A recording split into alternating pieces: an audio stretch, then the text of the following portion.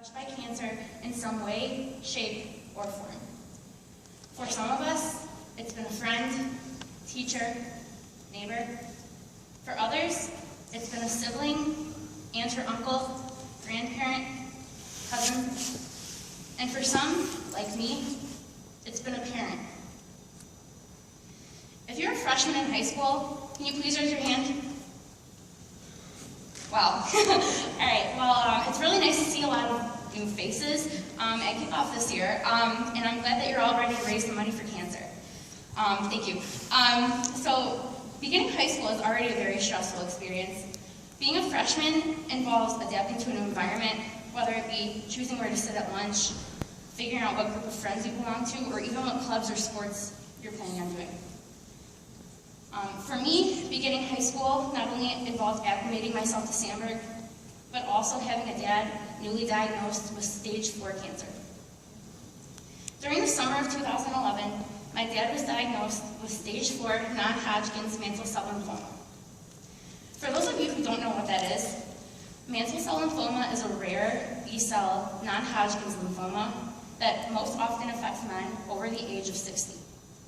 This type of cancer affects the lymphatic system, which is a part of the immune system. We knew something was not right when my dad found a lump on his neck and went to the doctor to get it checked out. He was told that it was just an infection, was given some medication, and was sent home. However, my dad started to feel worse and the lump wasn't going away. So he went back and was told to get it removed. On the day of my 8th grade graduation party, my dad went to Payless Hospital to get the lump on his neck removed. His tissue was then sent to Mayo Clinic, and we found out that my dad had a very rare form of cancer. To put this into perspective, there are only about 6,000 cases of mantle cell lymphoma in the world, which is a very scary thing to hear. We didn't get a lot of positive and optimistic news regarding my dad's status from the first oncologist, so as a family, we decided to get a second opinion. Towards the beginning of September, my dad went to the University of Chicago and decided on treatments, which included 4 to 5 rigorous chemotherapy sessions, the 5th pending on whether or not he needed it, and the stem cell transplant. Each time that my dad went in for chemo, he stayed in the hospital for about 4 to 6 days.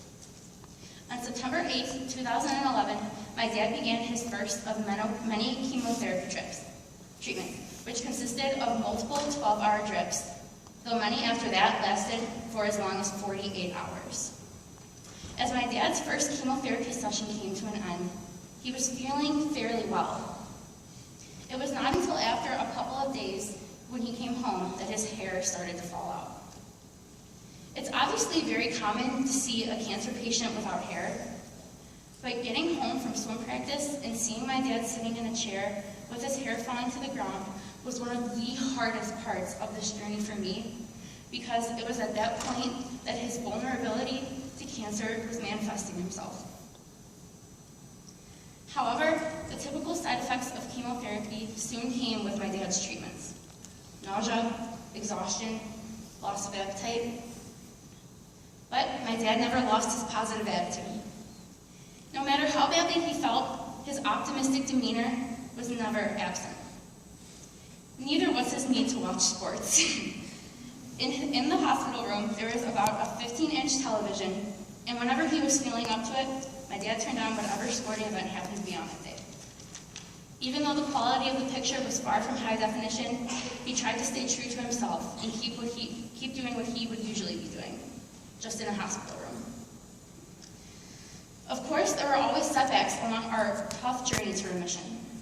On October 8th, one of the chemo drugs wouldn't leave my dad's body, so he was stuck at the hospital for a couple of extra days, along with his regular treatments. He also had a minor infection and had to be put on antibiotics, which delayed one of his chemotherapy sessions. The most serious obstacle, however, was when my dad had to be rushed to the emergency room because of an internal bleeding scare, just a month before his scheduled stem cell transplant.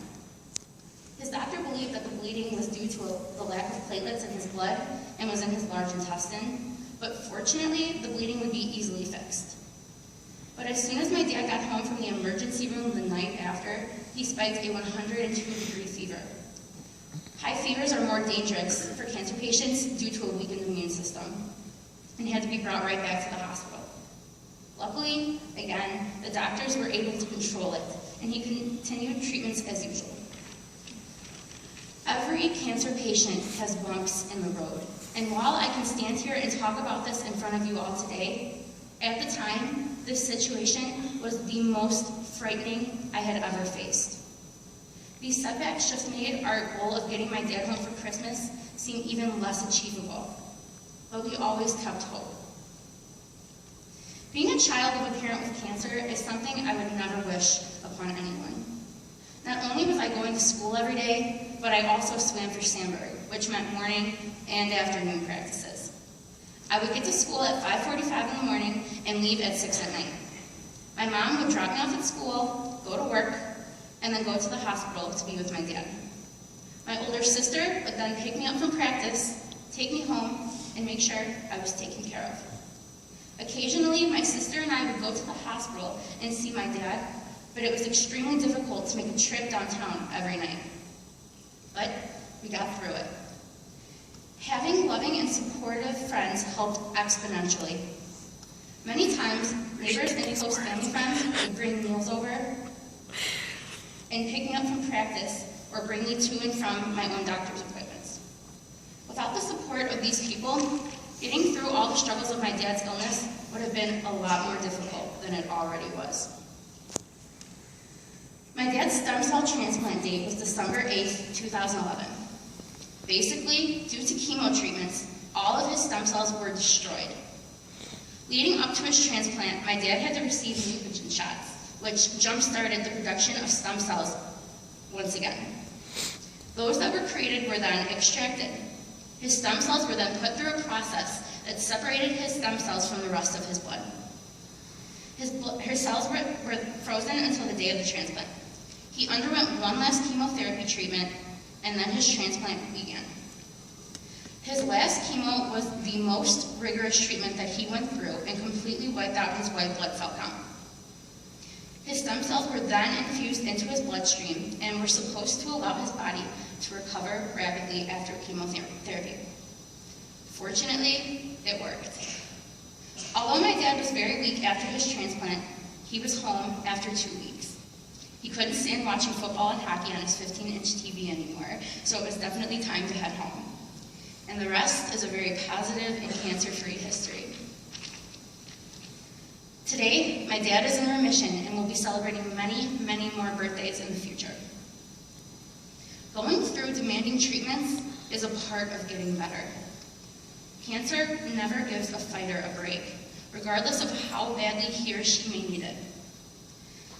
My dad has shown cancer that he is bigger than it, just like so many of the people you may know who have battled or are still battling this horrible illness have done. Sorry. Like I said earlier, everyone has a reason to relay. For me, it's to make sure that no child has to see a parent go through what I saw my dad go through. As the night of relay goes on, we will celebrate the survivors. We will remember those whom we have lost, and we will walk the track to fight back. We can all make a difference when it comes to cancer. We just need to show that we are willing to celebrate, remember, and most of all, fight back. Thank you.